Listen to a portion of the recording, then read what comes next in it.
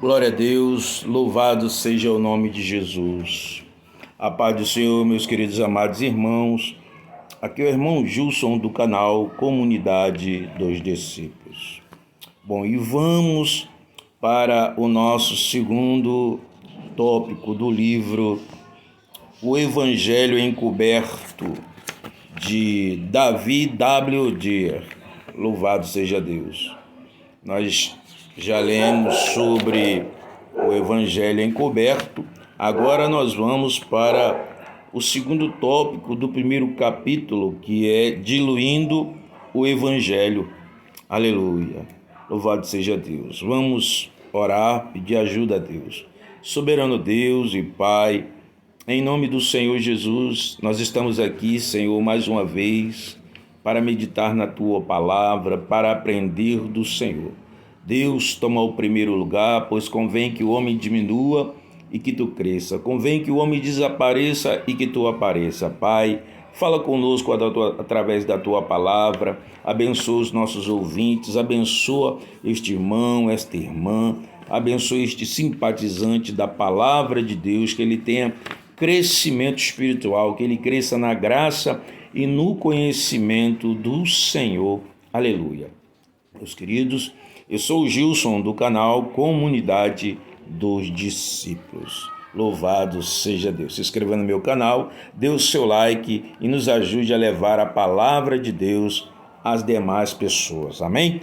Glória a Jesus. Vamos para o nosso segundo tópico aqui do capítulo 1. E o segundo tópico diz sobre diluindo o Evangelho. Aleluia. E o que significa diluir o Evangelho? Ora, diluir significa diminuir, né? Ou seja, quando você tira algo, você tem um suco. Se você coloca muita água, você vai acabar enfraquecendo aquele suco, né? Aquele suco de pacote, ou até mesmo aquele que vende em uma garrafa. Se você colocar água demais, você vai diluir, vai enfraquecer aquele suco. E assim, se você colocar água no álcool, você vai diminuir a concentração. E o que é diluir ou diluir a palavra de Deus? É você tirar, meu querido, tirar algo que tem um valor extremamente espiritual da palavra de Deus, quebrando assim, às vezes, um princípio primordial da palavra que nos daria um crescimento espiritual maior, um entendimento maior daquilo que Deus deseja falar ao seu povo. Mas vamos ver aqui o que é que o autor do livro escreveu. Veja bem, parece que uma coisa que tem acontecido, o inimigo tem conseguido diluir o Evangelho e assim enfraquecer o seu poder. Ao longo dos anos, desde a igreja primitiva, ele tem sido bem sucedido em sutilmente alterar as boas novas, de forma em seu efeito tem sido perdido ou grandemente diminuído. Uma das primeiras coisas que podemos perceber é que poucos daqueles que se tornaram cristãos têm a esperança de experimentar a extensão e a profunda transformação da qual Jesus pregou, tomando o exemplo das vidas dos outros cristãos ao redor deles, os quais não são bastante mudadas. E as mensagens que ouvem nos púlpitos, eles têm muito pouca. Existe alguma perspectiva de algo realmente radical acontecendo em suas vidas. Desta forma, o diabo vem tendo muito sucesso. Se a vida de alguém mais está sendo revolucionada e a mensagem de vários homens de Deus não parece apontar para esta possibilidade, então ninguém espera que muita coisa aconteça, uma vez que as pessoas não esperam uma mudança drástica ou brusca. Elas são neutralizadas por si mesmas para não experimentar isso. Como isso tem acontecido? O que foi mudado para que as boas novas ficassem tão enfraquecidas? Aqui vamos verificar vários aspectos deste problema. Contudo, isso não será fácil. Então, favor, seja paciente à medida que cuidadosamente percorreremos juntos os diversos pontos desta situação. Vai tomar algum tempo para tentarmos decifrar algumas das variantes que Satanás, com muita esperteza, conseguiu mesclar com a verdade de Deus. Como você vê, o diabo é extremamente inteligente. Além disso, ele tem tido quase 2000 anos para trabalhar na corrupção da mensagem de Jesus. Seus sutis desvios da verdade vêm sendo instalados na teologia cristã ao longo dos séculos e, por consequência, tem influenciado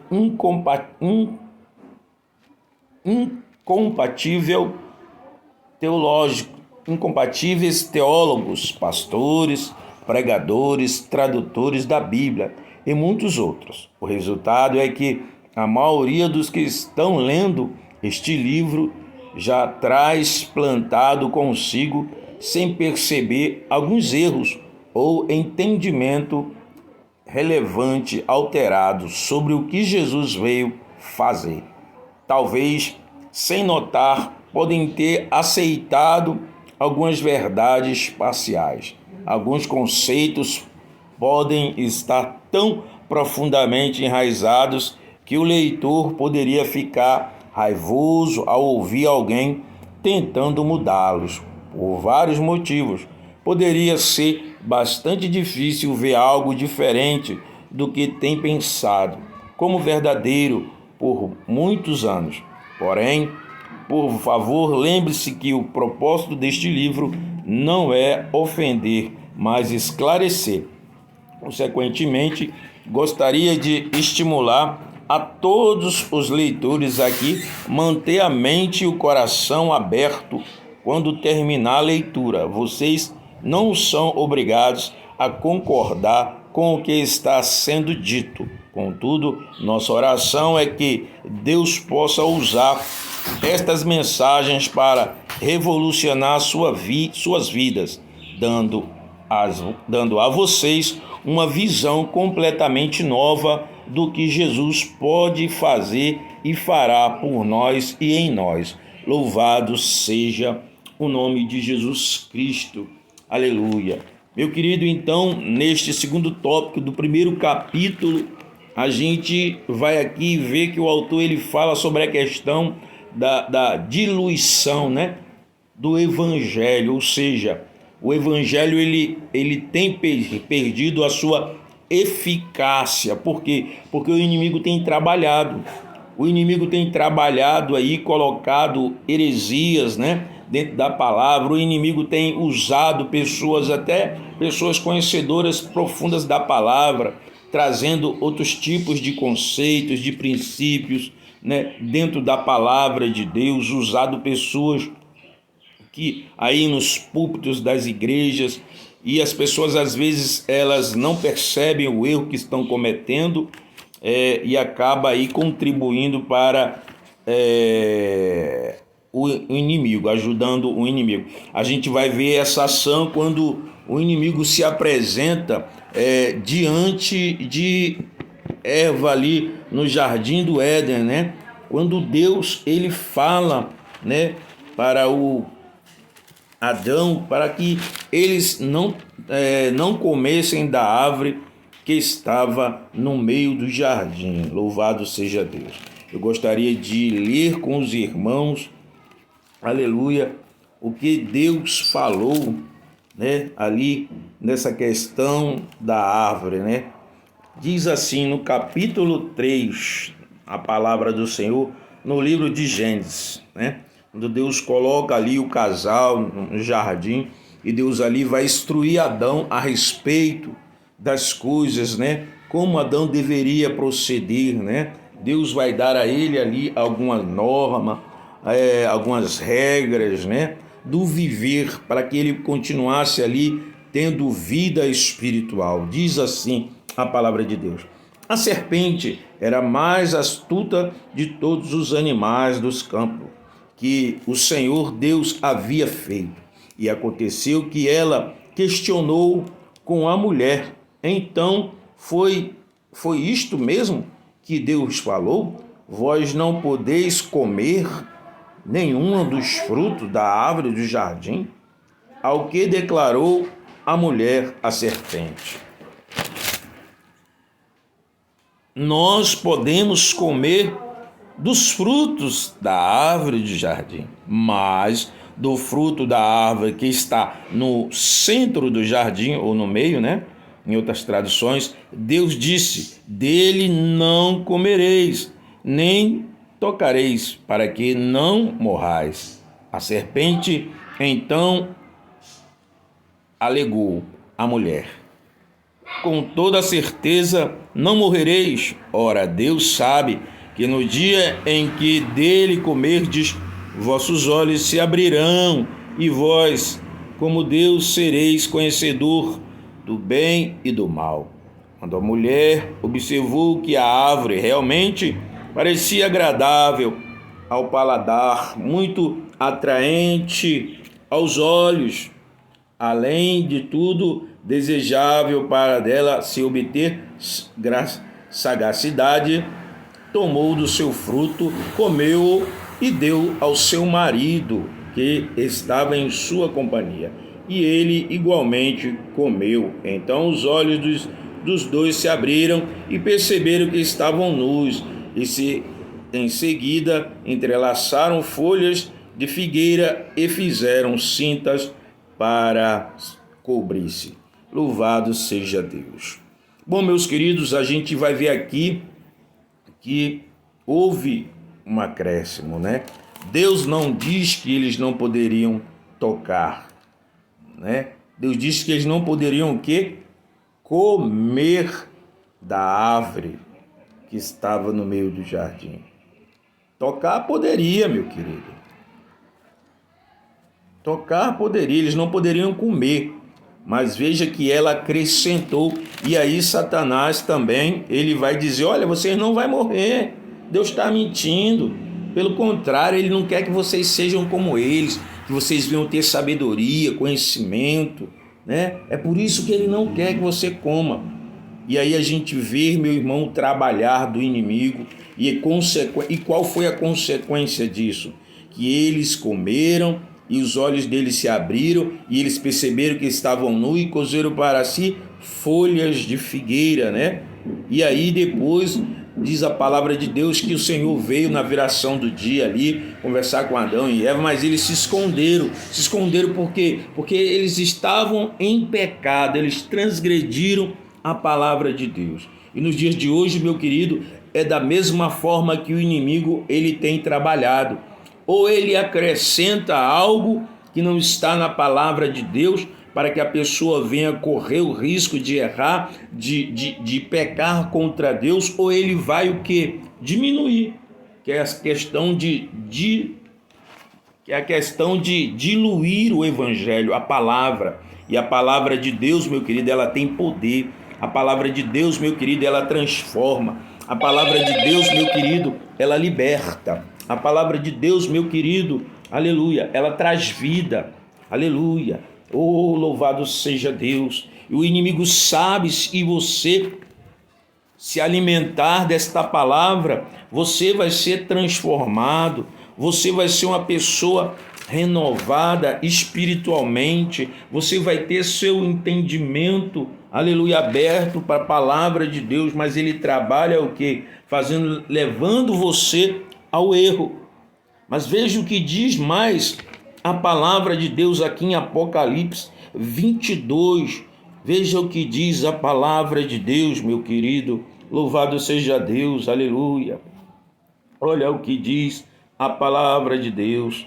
Se alguém, eu vou ler do capítulo 18. Portanto, declara a todos os que ouvem as palavras da profecia deste livro: se alguém lhe acrescentar algo, Deus lhe acrescentará os flagelos descritos neste livro. No verso 19, se alguém tirar alguma palavra deste livro de profecia, Deus tirará dele a sua parte da árvore da vida e na cidade santa, que são descritas neste livro. Louvado seja Deus. Então veja, se alguém acrescenta, será acrescentado também o que? Sofrimento, flagelo. Se alguém tira, o que será tirado dele? A parte da árvore da vida e na cidade, aleluia, santa. Louvado seja Deus, meu querido. Meu amado, é isso que o inimigo tem feito nos dias de hoje.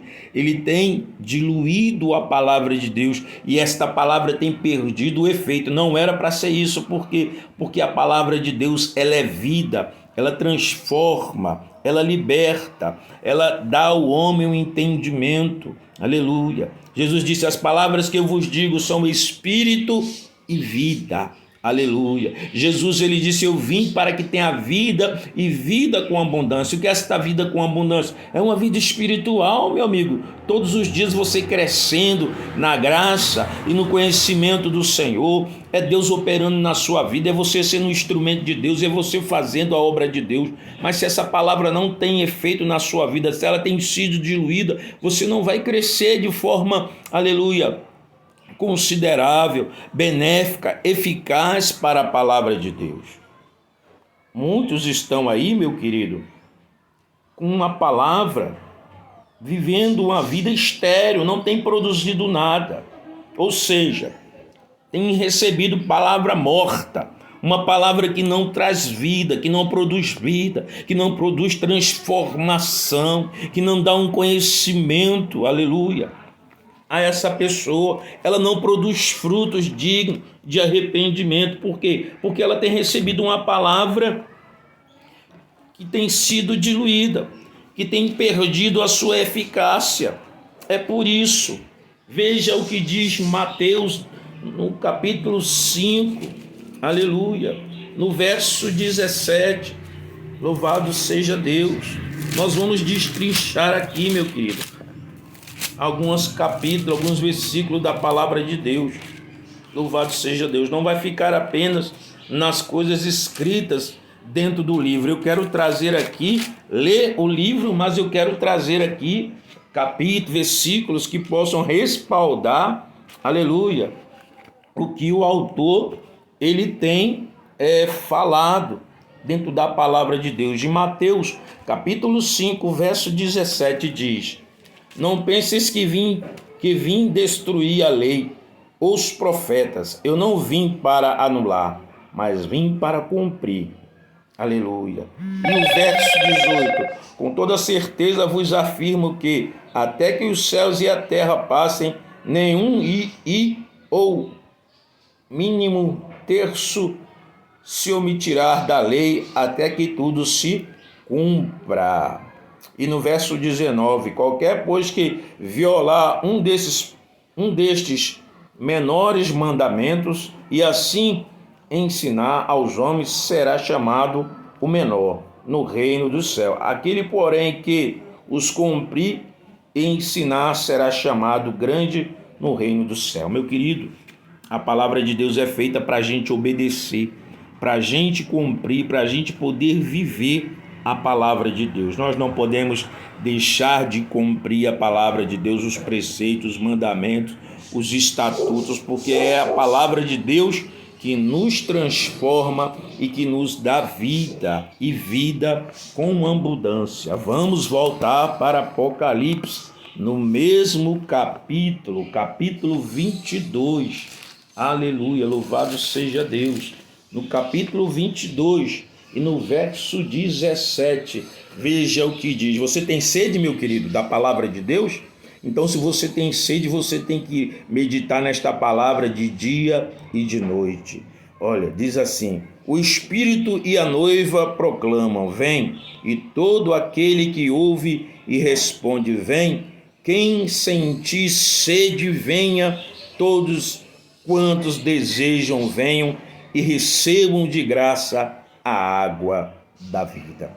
Esta palavra, meu querido, pregada na sua verdade, na sua totalidade, ela produz no homem vida, porque esta palavra é a água viva descida do céu. O Senhor Jesus é a água viva que sacia a sede do sedento, essa sede espiritual que o nosso espírito sente, da necessidade da presença de Deus, porque o homem sem Deus, ele está vazio de Deus. Ele é uma folha seca a vagar neste mundo, sem a direção, sem rumo, sem prumo. Mas quando você ouve a palavra de Deus, você então vai ser saciado por esta água viva. É necessário então que a gente venha meditar, estudar na palavra de Deus para vivermos, beber desta água viva que transforma e que liberta. Aleluia.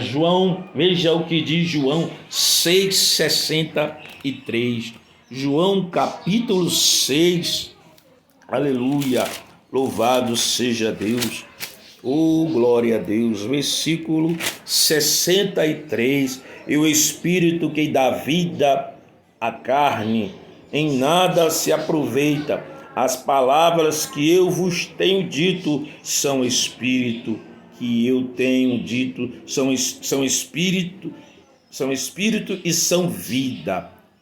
João 6,63. E o Espírito, quem dá vida à carne, em nada se aproveita. As palavras que eu vos tenho dito são espírito e vida. Aleluia. Esta palavra, meu querido, ela dá vida, ela transforma, ela liberta, ela vai transformando a nossa mente, a sua mente, a minha mente. Veja o que diz mais em João capítulo 6, verso 47. Em verdade, vos asseguro, aquele que crê em mim tem a vida eterna. Você crê, meu querido, na palavra, porque Deus é a própria palavra. Por isso Jesus, aquele que crê em mim tem a vida eterna. Você crê que esta palavra, que é a palavra de Deus? Se você crê, meu querido, na palavra de Deus, ela te dá vida eterna.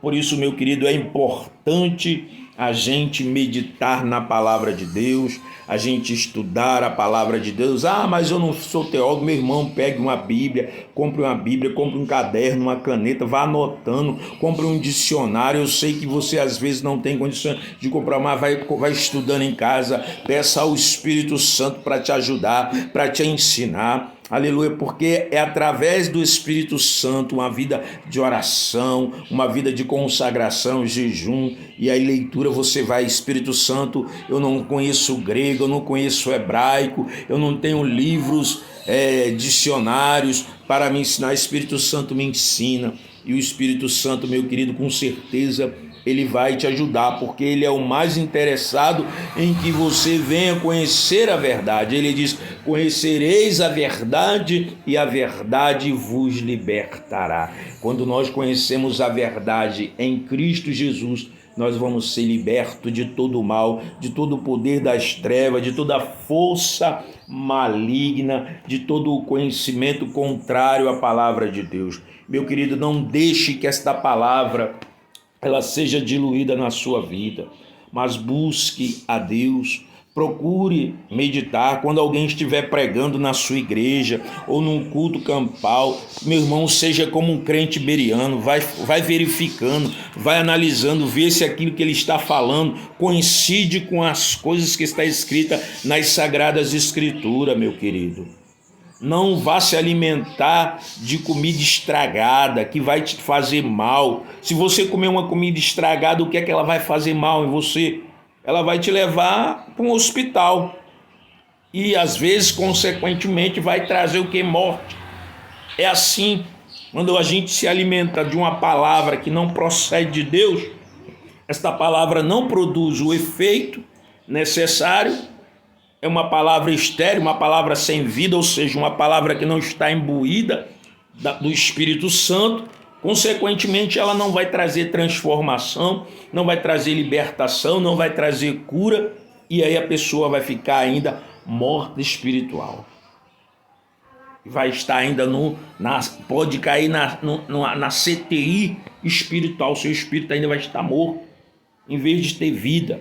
Então é necessário que a gente venha meditar na palavra de Deus, venha estar observando, não venhamos a nos alimentar de qualquer coisa, pelo contrário, sermos como os crentes berianos, né? Estar sempre observando, lendo, né? Se alguém nos fala alguma coisa, a gente tem que ver se aquilo ali tem respaldo bíblico. Hoje a gente vê aí muitas heresias dentro da igreja, muitas coisas, espíritos enganadores, né? Dentro da igreja, fazendo seus espetáculos. Meu irmão, é pelo poder da palavra de Deus que nós somos libertos, transformados.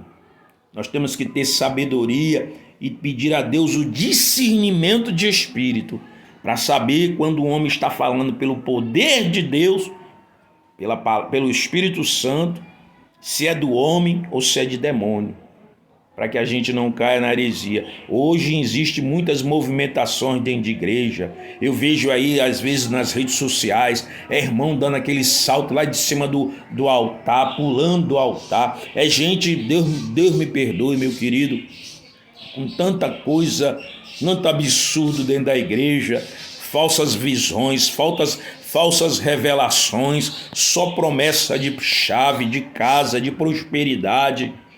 Meu querido, a palavra de Deus, ela veio para nos exortar, nos consolar, nos edificar. Mas muitos irmãos não querem uma palavra de exortação. Eles querem só aquela palavra que vai fazer o que? Massagear o seu ego, né? Que vai dizer que ele é um vencedor, que vai dizer que ele vai prosperar, que ele vai conquistar, que ele nasceu para conquistar. Cuidado, meu querido.